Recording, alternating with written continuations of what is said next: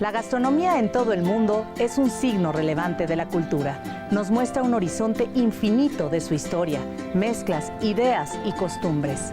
En México, país que ofrece una amplia gama de productos alimenticios, la cocina es ancestral, profunda, compleja, refinada y sin lugar a dudas ocupa un lugar importante en el mundo, al lado de la comida europea o la oriental. Tiene como base el maíz, el frijol, la calabaza y el chile, por lo que la cocina mexicana goza de una autenticidad particular y de la capacidad de evolucionar sin perder ese sello que la distingue. A estos productos alimentarios básicos se añaden ingredientes autóctonos como tomates, calabazas, aguacates, cacao, vainilla y un sinfín más. La cocina tradicional mexicana es un modelo cultural completo que comprende métodos de cultivo únicos como la milpa y la chinampa y procedimientos culinarios antiguos como la nixtamalización, costumbres y modos de comportamiento comunitarios ancestrales y utensilios especiales como metates y morteros de piedra. El arte culinario mexicano es elaborado y está cargado de símbolos. Las tortillas y los tamales, consumidos diariamente, también forman parte de rituales y tradiciones. Los conocimientos y técnicas propios de la gastronomía mexicana son expresión de la identidad comunitaria y permiten fortalecer los vínculos sociales y consolidar el sentimiento de identidad a nivel nacional, regional y local. Todos estos elementos están presentes en las casas mexicanas, en las culturas campesina, criolla, mestiza y forman parte de la historia de nuestro país.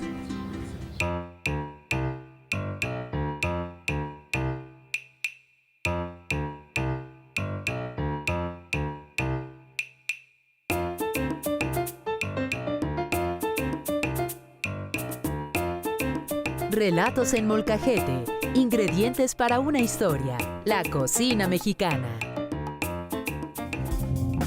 México, su riqueza natural. México forma parte del selecto grupo de naciones de todo el mundo poseedoras de la mayor cantidad de diversidad de animales y plantas, además de poseer litorales tanto en el Atlántico como en el Pacífico. La riqueza natural del país constituye un privilegio y un enorme potencial para su desarrollo, pero también representa una gran responsabilidad social. Por este motivo, y con el afán de poner información al alcance de la gente, se estableció en 1992 la CONABIO, Comisión Nacional para el Conocimiento y Uso de la Biodiversidad. Ese mismo año, nuestro país firmó el Convenio de Diversidad Biológica, CBD, al margen de la Cumbre de la Tierra, llevada a cabo en Río de Janeiro, Brasil. La enorme biodiversidad que caracteriza a México le permite desarrollar una amplia cocina, con productos provenientes de la tierra y el mar. El estudio y conocimiento de esta biodiversidad es una herramienta fundamental para la conservación de nuestra gastronomía y el futuro de la alimentación en México. Básicamente es promover el conocimiento de esa diversidad biológica. Ya para ese tiempo era claro que México era uno de los países de megadiversidad, es decir, de los 4 o 5 más ricos en especies, pero también en ecosistemas y también seguramente en la parte genética, que es la menos conocida de los niveles de estudio de la biodiversidad. Hemos avanzado enormemente.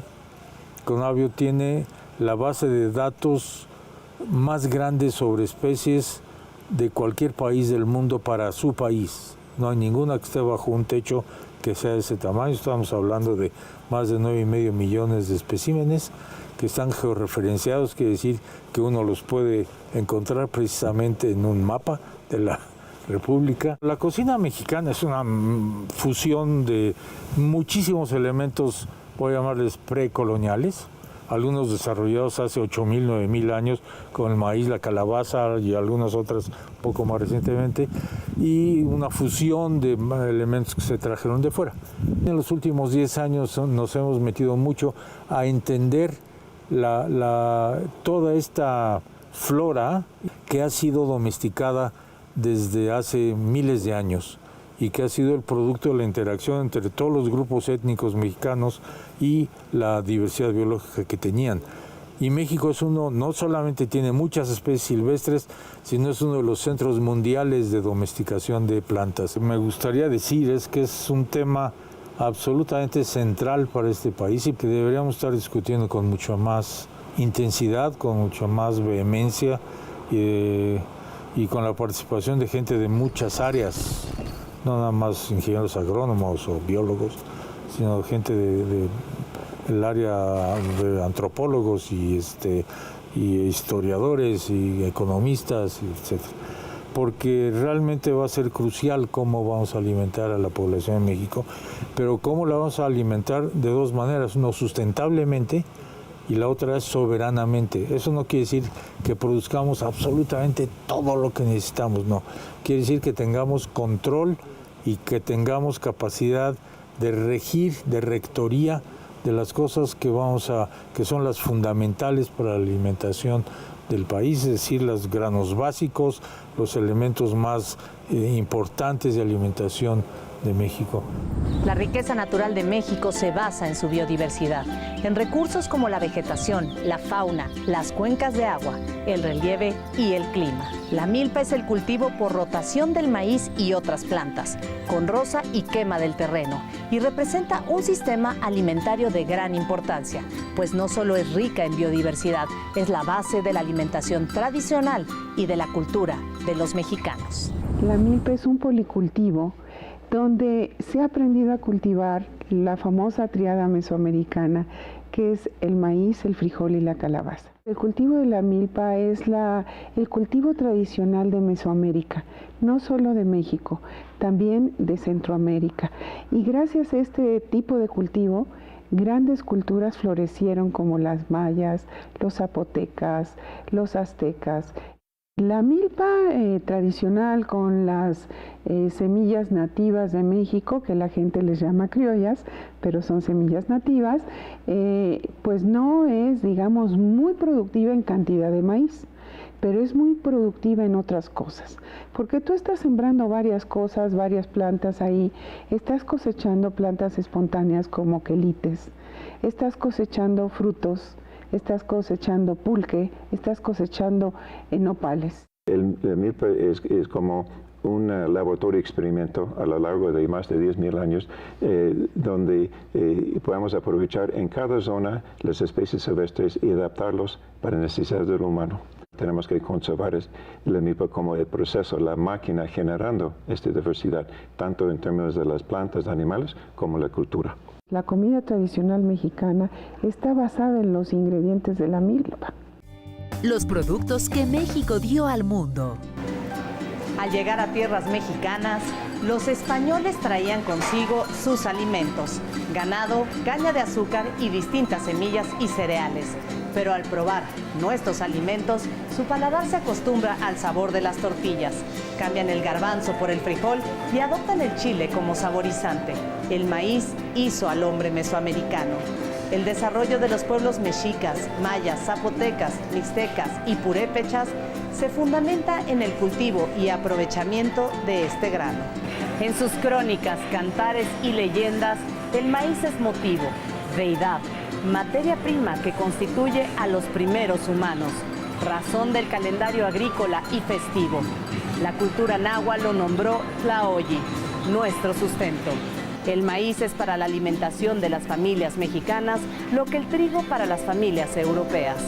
Es el alimento que nos define y gracias a él podemos contar con un amplio legado culinario. Tenemos que recordar que México está considerado como uno de los países de más biodiversidad en el mundo. Ahora, registrados con seriedad y sapiencia son 50, pero no se están seguros, estamos hablando de razas. Por lo tanto, hay varios cientos de ellos. Pero también investigadores muy serios nos han dicho que se sabe del conocimiento de muchas otras tantas razas de maíz que no están todavía incluidas en esta lista registrada. Por una cuestión de producción de la tortilla, que es el eje central también de la cocina mexicana, se prefieren los maíces que son los más grandes, los alargados, los de grano grande, y esto que se conoce generalmente como maíz blanco. Sin embargo, Esto cambia dependiendo de la región del país donde nos encontremos. Y así aparecen los maravillosos colores, ¿no? El azul, que lo denominamos azul, pero que en realidad hay muchos tonos de azul, porque van desde el gris, el azul marino, e incluso yo he tenido en mis manos maíces que producen tortillas color verde oscuro. Otra anécdota corta es cuando yo visité Perú, quedé asombrado de ver las hermosísimas mazorcas de maíz y los colores y etcétera. Entonces yo pensé, bueno, aquí va a haber una comida increíble, y resulta que solamente se lo comen hervido o tostado, porque no desarrollaron la ciencia de la nixtamalización, y al no poderse nixtamalizar no se pudo hacer masa, y al no haber masa pues no hay tortilla, y al no haber tortillas no hay tlacoyos, no hay sopes, no hay enchiladas, no hay tacos, no hay nada. Imagínate tú qué tan importante será que México es uno de los poquitísimos países que está inscrito en la UNESCO como un patrimonio intangible de la humanidad. En sus diferentes variedades, el chile se encuentra a lo largo y ancho del país. El más picoso de todos se considera el habanero, muy característico de la península de Yucatán, que cuenta con denominación de origen. El chile es un producto del campo que representa claramente a México, y existen quienes aseguran que el pimiento dulce y la paprika europeas son resultado de la gran diversidad de chiles que navegan desde el nuevo continente hacia los campos europeos. México es el centro de diversificación y domesticación de esta especie. Existen más de 40 variedades de chile que se comen frescos o deshidratados. Las variedades más cultivadas son el chile jalapeño, serrano, pimiento morrón, poblano, chilaca, Anaheim, Mirasol, Soledad de árbol y piquín. Los chiles más cultivados que se consumen secos son el ancho, guajillo, Mirasol, colorado, pasilla de árbol, puya y costeño. Domesticar esta planta fue de gran utilidad para la cocina mexicana. Es un alimento emblemático de México. Ahora se consume en todo el mundo. Es en México donde se le consumía, donde se establecieron las pautas para su consumo. Hay cosas que distinguen a México y en cuanto a alimentación, pues uno de ellos es el chile. Los ingredientes básicos de la comida mexicana pues son el maíz, el frijol, la calabaza, el tomate y el chile. Pero puedes tener platillos sin maíz, o platillos sin calabaza, o sin frijol, pero sin chile no hay. Se le empezó a utilizar porque ayudaba a conservar los alimentos, o sea, sí ayuda a conservar los alimentos, retrasa los procesos de descomposición, sobre todo de la carne, y porque cuando el alimento está un poco ya en proceso de descomposición, ya sabes que lo primero, el aviso es el olor, ¿no? Claro. Y el chile ayudaba a enmascarar ese olor y ese sabor un tanto desagradable, ¿no? Hay una sustancia que es característica del chile, y esa sustancia ayuda a liberar los jugos gástricos, o sea, a digerir los alimentos que estamos consumiendo. Esta tierra, en la medida que es el origen de esos productos, los produce en mejor sabor, en mejor abundancia, con mejores colores, todo, que en otros lados, ¿no? Hay que decir que cuando decimos que el chile es originario de México, nos referimos a que el chile domesticado. Claro. El chile en estado silvestre viene del Amazonas. Para los mexicas, la época prehispánica, el chile también tenía propiedades medicinales, lo usaban para desinflamar las encías, por ejemplo, para curar infecciones, para cauterizar heridas. O sea, no es solo un alimento, sino también un elemento terapéutico. Inserto en una cosmogonía particular, el cacao es uno de los regalos de México para el mundo. Entre los aztecas, su consumo estaba reservado únicamente a los nobles y destacados guerreros. La mayoría de la población solo podía beberlo en ciertas ceremonias, y si lo consumían sin permiso, podía costarles la vida. La forma en que los prehispánicos consumían el chocolate era en una bebida espumosa a base de cacao molido, mezclado con harina de maíz, y en distintos casos saborizado con chiles, flores, vainilla y miel. Durante la colonia, en algunos conventos, se adicionó leche y azúcar al chocolate, dando origen a la forma en que se conoce actualmente. Las propiedades del cacao, la energía que aporta, las endorfinas que libera y su sabor hicieron que el chocolate cruzara las fronteras para enamorar al mundo. La primera vez que encuentran el cacao es en el cuarto viaje de Cristóbal Colón. Se encuentran con una barca maya que era de comerciantes y ellos son los que llevaban semillas de cacao. Entonces es la primera vez que realmente tienen un contacto con las almendras. Posteriormente, con la expedición de Hernán Cortés, pues ya van entrando en esta relación, van conociendo las plantas, van conociendo las almendras y van empezando a conocer las bebidas, que al principio parece ser que no les gustó el chocolate. Ya cuando llegan a Tenochtitlan, pues se dan cuenta que es un producto muy importante, porque en el mercado ven que es la forma de cambio, que es la moneda que está en uso. Y también cuando llegan al Palacio de Moctezuma ven la cantidad de bebidas de cacao que se le están ofreciendo al Tlatoani. Entonces se dan cuenta de que es algo muy, muy importante. Muy pronto ya se da una generalización del chocolate. En 1570 sabemos que en las obras del protomédico Hernández ya se menciona la palabra chocolate y molinillo. Y se refería a la pasta de cacao con azúcar y canela y a la forma de beberlo, que para los españoles era caliente, con agua, y se llama chocolate al agua hervida con la pasta de chocolate. El chocolate es importante desde la época preclásica porque encontramos ya vasijas que tienen la huella química de teobromina. Y posteriormente, bueno, por ejemplo, en el clásico también encontramos ya vasos y tiestos que tienen esta huella de uso de cacao en una diversidad muy grande de bebidas, también como pinole. Después, con el virreinato, se vuelve una bebida fundamental que acompaña a todas las clases sociales, ya fuera como chocolate con agua, como champurrado o como atole. En un principio se le consumía como una medicina, era así como un tónico. Y poco a poco fue ganando adeptos y en España tuvo el mismo efecto que en la Nueva España, la gente se volvió chocoadicta. Entre los pueblos prehispánicos, la vainilla se utilizaba como condimento y para enriquecer la bebida de cacao destinada a nobles y guerreros. Se conocía con el nombre de xanab, que quiere decir flor. La producción se concentraba entre los totonacas, en el actual estado de Veracruz, de donde es endémica de la región de Papantla. Hasta mediados del siglo XIX, México era el único productor de vainilla en el mundo, cuando la polinización se realizaba de manera natural por un tipo de abeja local sin aguijón. Esta orquídea fue llevada a Europa y una vez descubierta la polinización manual, las plantaciones de vainilla se extendieron hacia el Océano Índico, donde hoy se concentra casi el total de la producción mundial, de la cual México representa el 1%.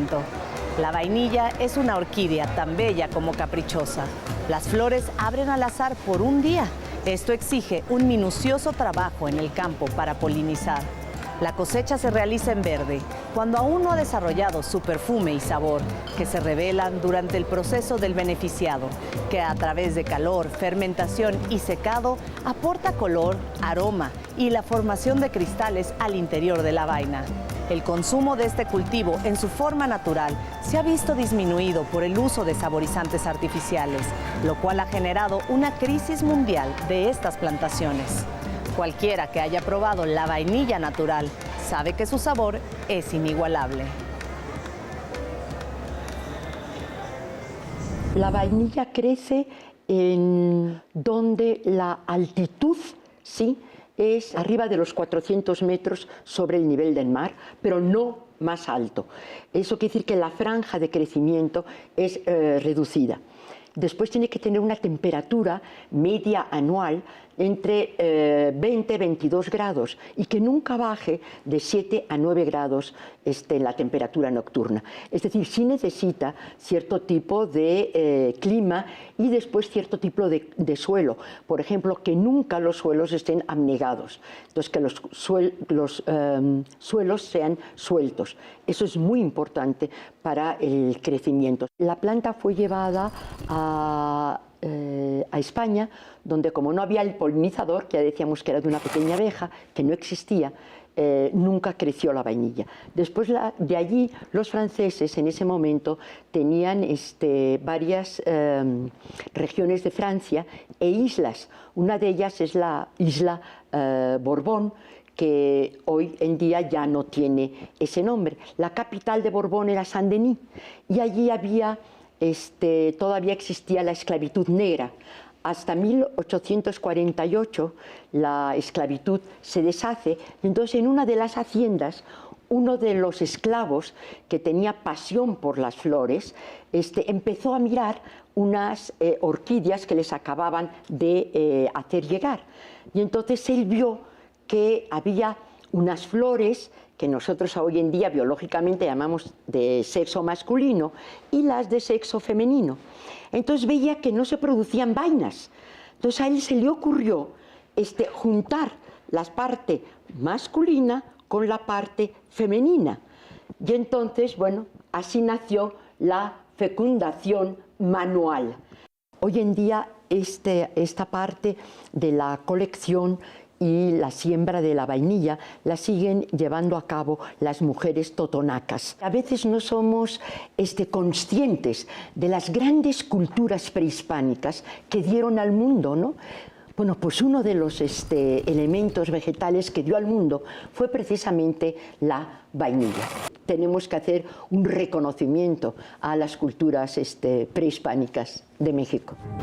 El garbanzo, el chícharo, la lenteja y las habas son adoptados en los recetarios de México, pero ninguna de ellas supera el uso del frijol, que ya sea cocido directo de la olla, refrito, machacado o guisado de diferentes formas, su preferencia se mantiene en el centro de nuestra gastronomía. Existen más de 70 variedades de frijol que han sido agrupados de acuerdo con su color en negros, amarillos, blancos, morados, bayos, pintos y moteados. Estas son provenientes de 5 especies domesticadas, pero existen un sinfín de estas vainas en estado silvestre que también representan un importante alimento en el campo. Es importante en la mesa porque combinado con el maíz es un alimento balanceado. Nuestras gentes hace 6 mil años salieron a los montes a colectarlo. Entonces, nuestras gentes lo seleccionaron, lo domesticaron y lo siguen perfeccionando. Entonces, es parte de nuestra cultura. Tiene proteínas, tiene una gran cantidad de almidones, ¿sí? Tiene fibra, tiene sustancias o elementos, ¿sí?, que pueden ayudar a contrarrestar el manejo de lípidos y de colesterol, como se dice ahora, pero también tiene otros elementos que causan problemas en el tracto digestivo, y uno de ellos es la flatulencia. Son, como todas las especies, parte de los ecosistemas, pero como leguminosas, y en el país hay más de 2,000 especies de leguminosas, muchas de ellas fijan nitrógeno, tienen esta simbiosis con bacterias y esto hace que donde llegan ellas forman suelos. Son aportadoras de alimento para otras plantas. Entonces, como buenas leguminosas aportan eso, pero también tienen flores y estas flores tienen néctar y esto trae polinizadores. Las estadísticas en nuestro país se basan en el frijol comercial, pero cada pueblo, cada cañada, cada montaña tiene su frijol para su sustento. Lo bueno es que el país se percata de esta importancia del frijol y tiene grupos científicos trabajando en ello. Conavio está metido en frijol, ahorita yo tengo un proyecto, INIFAP está metido en frijol. ¿Por qué? Porque sí necesitamos más alimento para más mexicanos. Claro. ¿Sí? Y sabemos que tenemos estos silvestres que pueden ser fuente de genes para los cultivados. Su nombre proviene del náhuatl aguacatl, que significa testículos de árbol. El fruto del aguacate es uno de los más nutritivos entre todas las frutas comerciales. Actualmente, además de los frutos frescos, se utiliza la pulpa congelada, deshidratada y los extractos de aceite para la industria cosmética. Las hojas, semillas y corteza del aguacate se utilizan como remedio medicinal y en la producción de tintes. Los árboles de aguacate son parte de los huertos de café y cacao y de los traspatios de las casas. Los vestigios más antiguos del aguacate se encontraron en una cueva en Coscatlán, Tehuacán. ¿Sí? Ahí se encontraron vestigios de 8,000 a 7,000 años antes de Cristo, donde había evidencias que el hombre estaba consumiendo el aguacate. Ya desde ese entonces se encontró junto con chile, con maíz, calabaza, zapote blanco, zapote negro. Y también nosotros hemos hecho algunos estudios de ADN, específicamente en cloroplasto, y hemos encontrado que uno de los ancestros del aguacate es una especie que crece en la Sierra de Zongolica. Se llama Persea parvifolia. No es un árbol, es un como arbusto. Y encontramos que tiene las secuencias más conservadas. Y Zongolica está muy cerca de Tehuacán. Entonces eso nos da alguna idea del origen. El hombre antiguo que llegó a América se encontró el aguacate ya, prácticamente. Al principio lo empezó a recolectar y más adelante de alguna forma lo empezó a cultivar. Se sabe que los olmecas ya la cultivaban y después los mayas. Y después se fue diseminando por todo Centroamérica, llegando hasta los incas inclusive, que ya también hay vestigios que desde 1200 años antes de Cristo ya consumían aguacate. Pero, como dije, el origen del aguacate es México. Aquí en México, la variedad más establecida en el territorio nacional es Hass, que todos comemos. Pero hace años existía otra variedad que se llamaba Fuerte. ¿Sí? Actualmente el Hass ocupa casi el 95% de la superficie nacional y pues es lo que consumimos los mexicanos, ¿no? El mestizaje culinario. El encuentro de Europa con América supuso una de las transformaciones más radicales en la dieta de la humanidad. Para los nativos americanos, la incorporación de otros cereales como trigo y arroz, así como la carne de los diferentes ganados que trajeron los españoles, cambió profundamente sus hábitos culinarios. Para los europeos, productos como el jitomate, la calabaza, el cacao, la vainilla y el chile, entre otros, enriqueció sus despensas y con ello la evolución de sus cocinas nacionales. En nuestro país se empieza a gestar lo que ahora conocemos como la cocina mexicana, pero siempre manteniendo su identidad y arraigo con los productos originarios. Para conocer los orígenes y la dieta en el México prehispánico, no basta con identificar cuáles son los productos nativos de nuestro país, sino comprender su valor social y ritual. Mesoamérica es un lugar tan amplio y con tanta biodiversidad que cada grupo, cada etnia tuvo su contacto con la naturaleza muy especial. Cada quien adaptó su forma de comer a lo que había en el medio.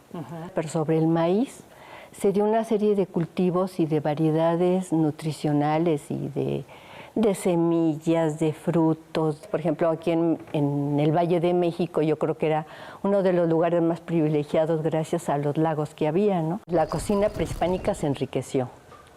Fue un mestizaje excelente porque pues los productos del viejo mundo se incorporaron con los del nuevo mundo, ¿no? Entonces el mole, por ejemplo, que tenía ciertos ingredientes que nada más se encontraban aquí, pues ya se les pudo poner otros productos que venían de Europa, ¿no? Como la almendra, por ejemplo. Tras la conquista, el mestizaje culinario y las características de cada región dieron como resultado una gran variedad de guisos y platillos.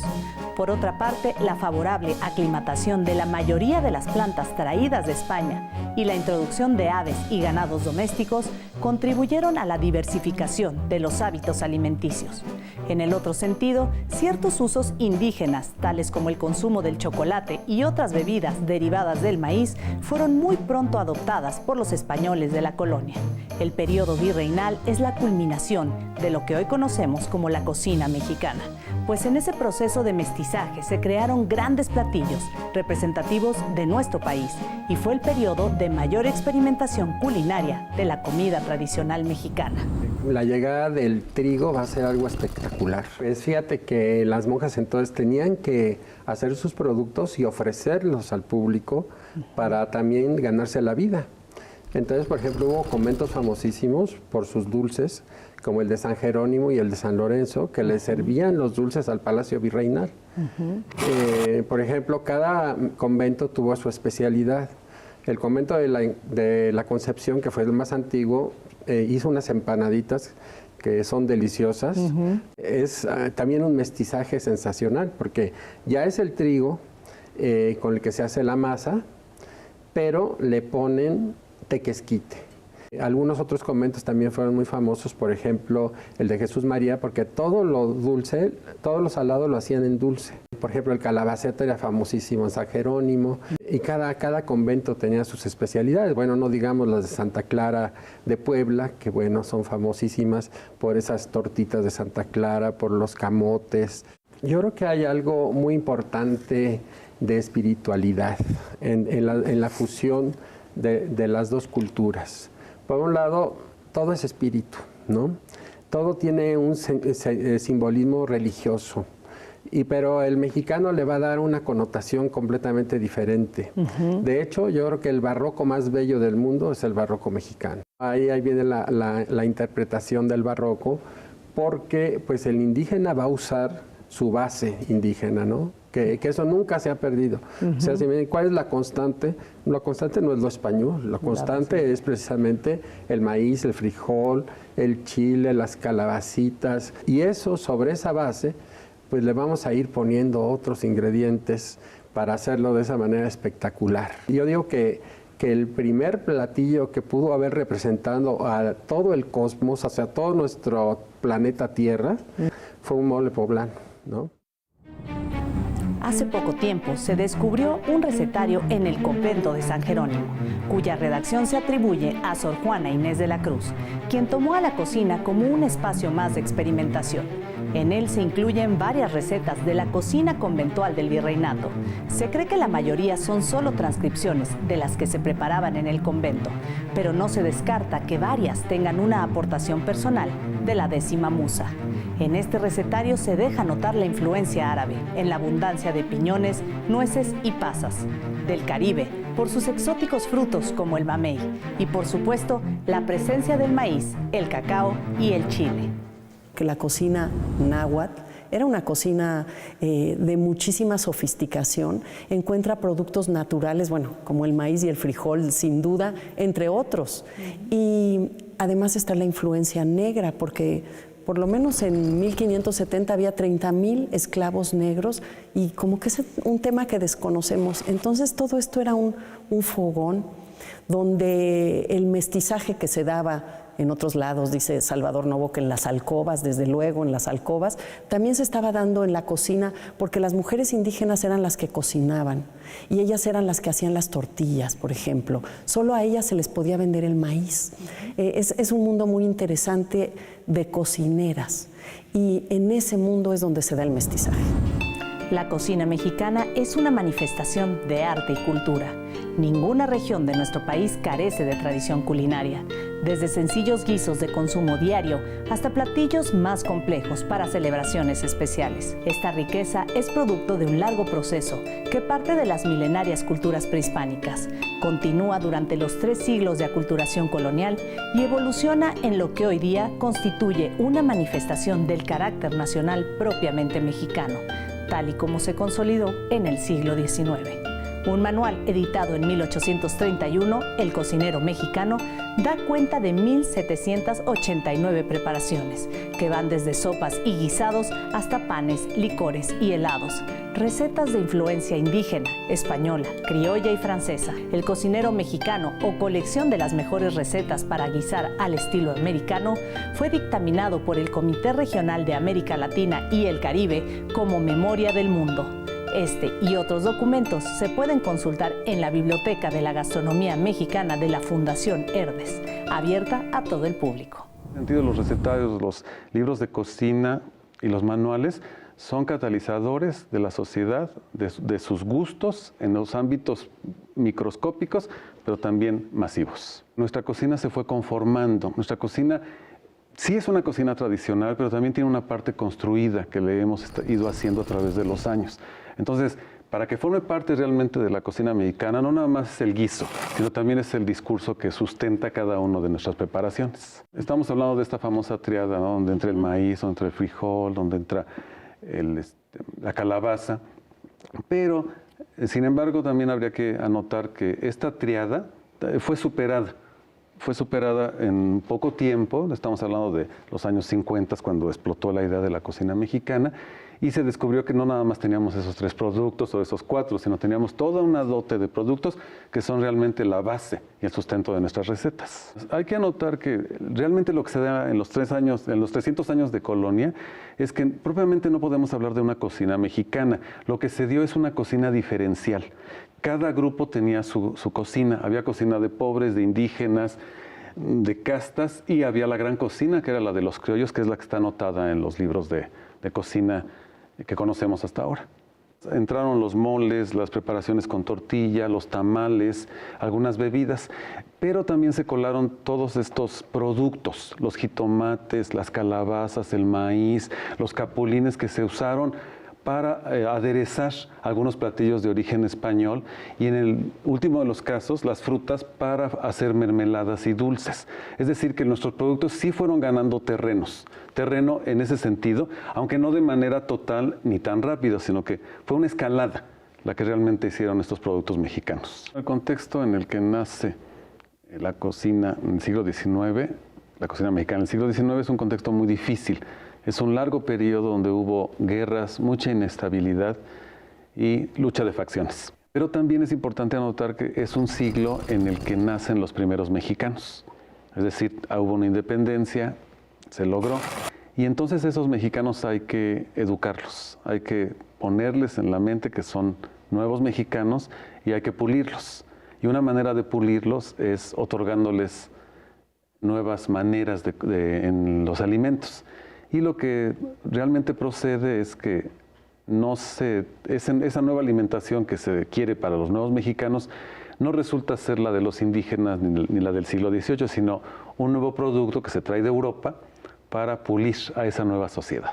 Esta cocina callejera, si le podemos decir, de indígenas o llamada de pobres, va a dar a las casas. Son las mujeres en sus hogares las que reproducen todas estas recetas, preparaciones, y que en un momento determinado van a volver a surgir con mucha fuerza, porque también no debemos de olvidarnos que la familia es muy importante para la reproducción de una cocina. Sobre todo en ese entonces las mujeres, que era uno de sus deberes, eran deberes de la mujer saber guisar y alimentar a su prole. Entonces son estas mujeres las que retoman estas preparaciones y finalmente las vuelven a insertar en el discurso nacional muchos años después. Aunque la dieta prehispánica descansaba en el maíz, el frijol, el chile y la calabaza, la variedad de guisos era innumerable. En la milpa se recolectaba además tomate, jitomate, camote, amaranto y quelites. El maguey y las distintas variedades de nopales proporcionaban bebidas y alimentos altamente nutritivos. Si somos lo que comemos, valdría la pena revisar nuestro legado culinario y analizar cómo hemos transformado nuestros hábitos alimentarios. Estamos comiendo de manera desequilibrada. Mira, hubo un nutriólogo muy famoso argentino, Pedro Escudero, que planteó las leyes de la alimentación. Entonces, Pedro Escudero decía que una dieta, una alimentación correcta tenía que ser suficiente en cantidad, es decir, que nos diera la energía que necesitamos para vivir. Segundo, que fuera suficiente en calidad. Y tercero, que fuera equilibrada. Y lo cuarto, que es muy importante, que fuera a nuestro gusto, acorde con nuestra cultura, con nuestra experiencia, etcétera, la parte emotiva de la alimentación. Te puedo hablar de dos formas. Primero, yo he trabajado en el pasado, ya no lo hago, con restos prehispánicos. Entonces tú en los restos prehispánicos te das cuenta que en general eran personas, la generalidad, bien nutridas. Pero de momento te encuentras restos donde hay falta de vitaminas que se manifiestan en los huesos, que hay lesiones por falta de hierro en los huesos de la cabeza, etcétera. Y dices, bueno, que la situación es muy dispareja, pues tan dispareja como hoy. Lo que sí sabemos es que no había la obesidad que tenemos hoy. En el mundo prehispánico, lo que te voy a decir es una cosa que probablemente cause sorpresa.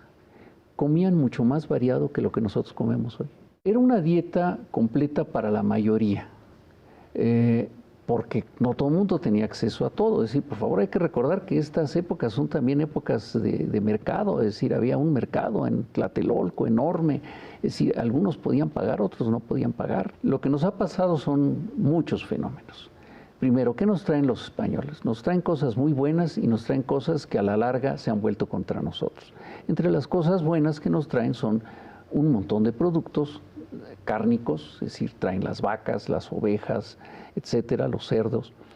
Y traen también una cosa que esta es la que se ha vuelto en contra nuestra, la fritura. Así es. A los mexicanos nos fascina lo frito, nos encanta lo frito. Y se ha satanizado mucho a la manteca, pero es decir, el aceite no sabe tan bueno como la manteca. Sí, el sabor de la manteca es exquisito. Pero por otra parte, lo que hicimos es que abusamos de la fritura y no la tomamos con medida, es decir, freímos todo, abusamos y sobre todo a partir de los años 50 del siglo pasado, cuando los aceites comestibles se volvieron abundantes y baratos, dejamos de usar la manteca, pero comenzamos a usar los aceites que tienen sus bondades nutricionales, nadie lo duda. Por otra parte, nos traen hidratos de carbono de buena calidad. Por ejemplo, hay que recordar que un producto que se arraiga en México es el arroz. El arroz forma parte de nuestra dieta, el trigo. Hoy conviven en nuestra mesa la tortilla prehispánica con el pan europeo, ¿no? Bebidas y platillos emblemáticos. Un recorrido por la República Mexicana permite verificar la amplia tradición culinaria de nuestro país. Hay una gran variedad en la manera de preparar el chocolate, los tamales, pozoles, enchiladas, tacos, atoles, según recetas conservadas a través de los siglos que varían de una región a otra. El mole es una de esas piezas inconfundibles de la cocina mexicana y que se coloca en la cima del panorama gastronómico de México. Con la llegada de los españoles y sobre todo a partir de la consolidación de diferentes órdenes religiosas, los conventos se convirtieron en verdaderos laboratorios gastronómicos. El mulli precolombino se fue enriqueciendo con diversos productos traídos de Europa, pero sin perder su origen prehispánico, en donde los chiles o el guajolote son fundamentales. Con el paso de los años se convirtió en ícono de la cocina mexicana, en la delicia de fiestas y conmemoraciones. La primera indiscutible, que es el ícono de la cocina mexicana.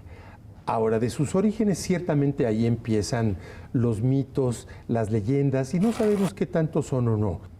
Tanto que no podemos imaginar una fiesta de pueblo, fiesta patronal, es decir, en honor del santo patrono del pueblo, que no exista el mole. Hablaría de que tenemos muchas expresiones regionales de moles. Por supuesto, el más famoso, el mole poblano. Pero cuando hablamos de que es un ícono nacional, no es el mole poblano en particular, sino el mole a secas. Tenemos otro mole que ha cobrado muchísimo terreno ya, el mole negro de Oaxaca.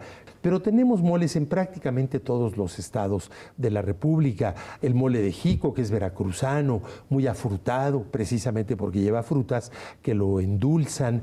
Entonces, más que agrupar, yo hablaría de moles regionales. Bueno, además de las regiones que corresponden en buena medida a estados de la República, lo que varía son los ingredientes. Probablemente las recetas más complejas son del mole poblano, que pueden llegar a tener hasta 25 ingredientes. En otras regiones menos. Pero hay que decirlo, no solo hay regiones. Cada señora de cualquier parte del país donde se hacen moles tiene su propia receta. Y no solamente el número de ingredientes es lo que lleva a esa complejidad, sino que además el mole tiene una característica que por eso es ícono nacional, el que es un platillo en donde converge todo nuestro mestizaje. En el mole tenemos lo indígena, lo europeo, lo árabe, lo asiático del lejano oriente y lo asiático de los archipiélagos al sur de la tierra firme de ese propio continente. Entonces el mole es realmente una expresión completísima. El tequila es considerado un símbolo de mexicanidad en el mundo, que se consolidó en los años 50 gracias a la época de oro del cine mexicano. donde esta bebida, junto con la música del mariachi, acompañaba a los personajes al brindar por sus triunfos y los reconfortaba en sus tristezas y fracasos. Los actores se convirtieron en grandes promotores del tequila. El 13 de octubre de 1977 se publicó en el Diario Oficial de la Federación la Declaración de Protección a la Denominación de Origen Tequila. Este fue un paso de gran importancia para el incremento de la calidad del producto y su repunte a nivel internacional. El tequila es la marca de México. El tequila es nuestra bebida emblemática, es la bebida que nos distingue. En el extranjero dicen México y la gente piensa en tequila. Esto tiene unas explicaciones y unas raíces históricas bien interesantes que se van bien atrás, ¿no? ¿Por qué el tequila y no el pulque? Siendo que el pulque es la bebida prehispánica. ¿Cómo llegamos a esta bebida destilada? Es igual a México, a la ecuación tequila igual a México. Es algo que se da en la época en que surgen los nacionalismos, en este momento en que México pues había dejado de ser colonia, y la pregunta de México en ese momento era ¿quiénes somos? Así es. ¿Qué marca hay de México? ¿Qué es México? Fue, por ejemplo, el tiempo en que se acuñaron el traje del charro y la china, también para distinguir a México. Y había que encontrar una bebida emblemática. ¿Y por qué el tequila, que es una bebida de Jalisco, o sea, de la zona del Bajío? ¿Por qué no una bebida, sabes, de la capital? El tequila en ese momento resolvía una cosa que era muy importante para los mexicanos. Es decir, el tequila no era una bebida de los pobres ni de los ricos. Es decir, los ricos, que eran los grandes hacendados, pues estaban en otra cosa, ¿no? Y los pobres bebían pulque, era una bebida de las clases medias. En el Bajío se dio la figura de los ranchos, y ahí en los ranchos pues estaban los rancheros, y estos rancheros, hidalgos campiranos, salían al rancho, pues hacían faenas, andaban en caballo, y bebían en unos cuernos de toro.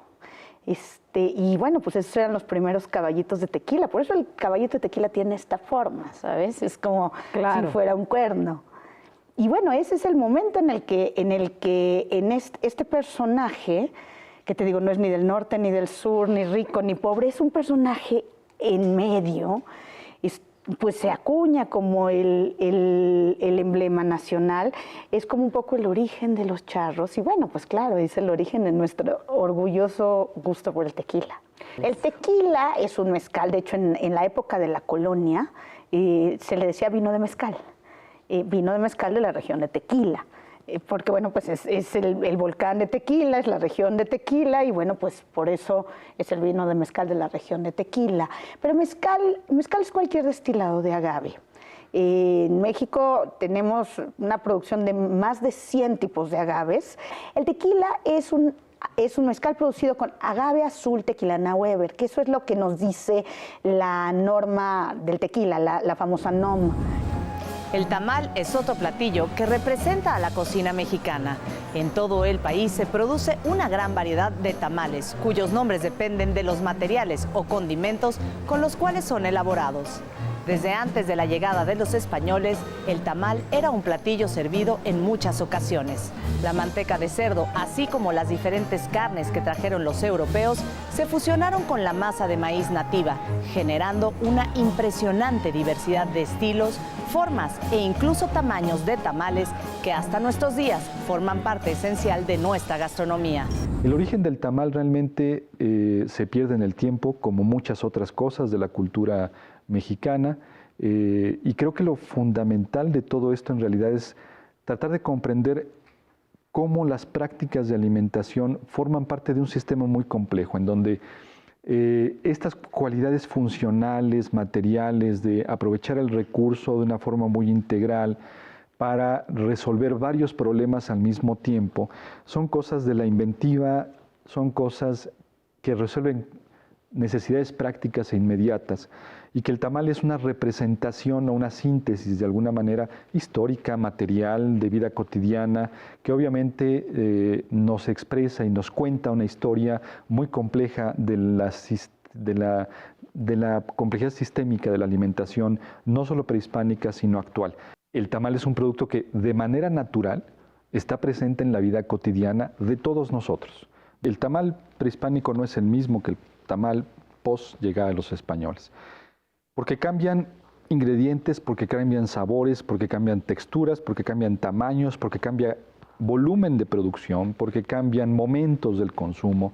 Muy importante la llegada de los españoles porque introducen materias primas, carnes, grasas, condimentos, que van a transformar de una manera muy importante el tamal. Es decir, yo podría asegurar sin ningún problema que los sabores, texturas, tamaños, formas de los tamales se han modificado y se modificaron de manera radical con la llegada de los españoles y la introducción del gusto europeo al gusto mesoamericano, y esta mezcla, este sincretismo no solo de creencias, por definición la palabra lo dice, sino de apetitos, esta mezcla, esta incorporación de gustos, sabores, que sin duda, igual que el proceso de evangelización, tuvo también sus momentos violentos y de transgresión, sin duda, ¿no?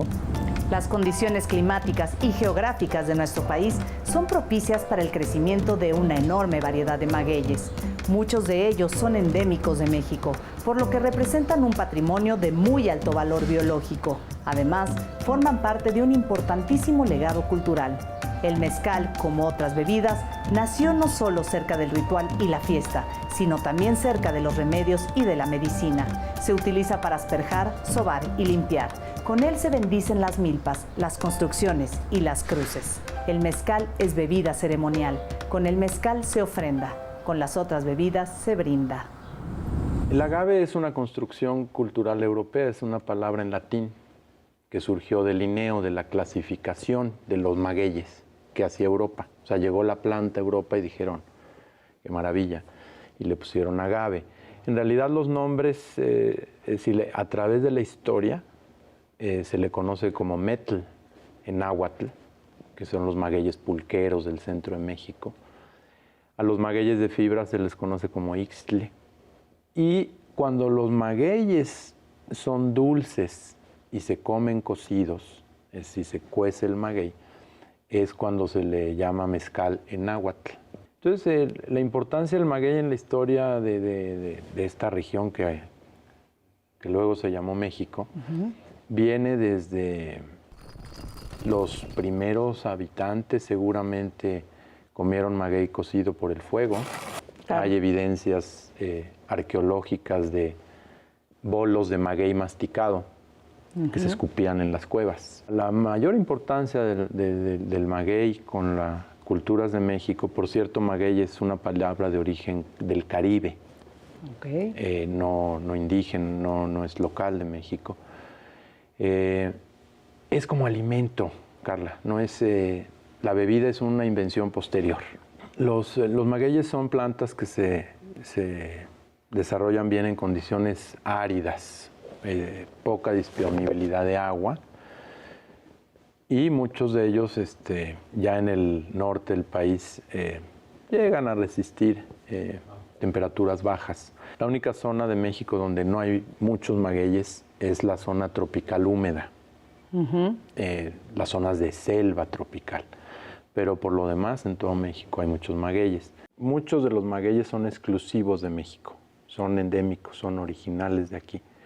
Si se pierden, si los sobreexplotamos y descuidamos, se pierden para toda la humanidad. Son un patrimonio de muy alto valor biológico.